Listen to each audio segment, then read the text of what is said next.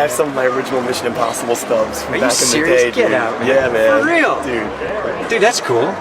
Which one? Where were you? I was in Kiln Creek, Virginia, Newport News, Virginia. Dude, come on, man. Yeah, man. That's really cool. Dude, it's honor. I have to ask you, I've been waiting months to ask you this awesome. question. Let's go. I'm a big nerd about filmmaking. I get so geeked out that I get nerd tears in my eyes. Yeah. So I want to ask you, how did you shoot that plane scene? Can you walk me through it? How did they strap you in? What did that look like? It was awesome. I'll walk you through it.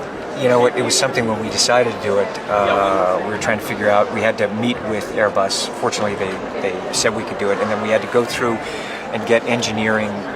The engineering plans and agreements just to put the camera on the side of the airplane, because also if the G-forces, if something happened to the aircraft, it had to be able to sustain certain G-forces if it came off so that the camera wouldn't kill me. And also opening a particular window that we needed where I was in the door, there was a particular window where I would get hand signals to come through if there was a bird, because we were very concerned when I was going through about particles and bird strikes at that speed, it would have killed me. So they did everything they could to try to clean the runway as best they could, and then we just had to watch the birds, and also the temperature was very cold.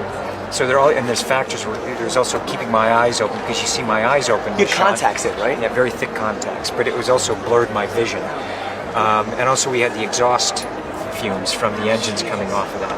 And so those are part of the elements. It was so cold in the speed we were traveling, it actually kind of froze me to the bone. When I came off, people had to kind of hold me because the circulation of my legs weren't quite there.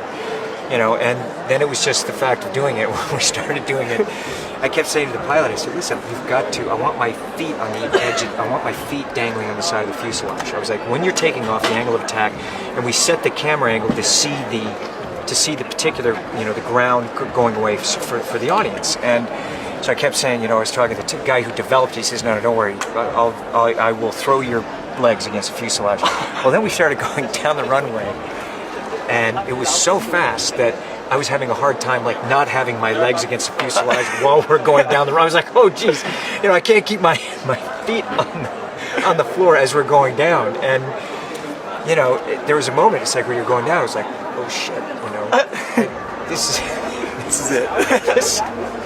Maybe this wasn't such a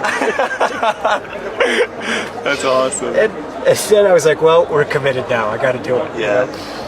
But I ended up doing it 8 times, and we got the shot. It was really it was a credit to everyone that helped to make that happen. Thank you for practical effects. I'm going to give you a hug because you're awesome at life. You're a good dude, Love man. that you got Love you those too. tickets. Yeah, man. That's cool. Good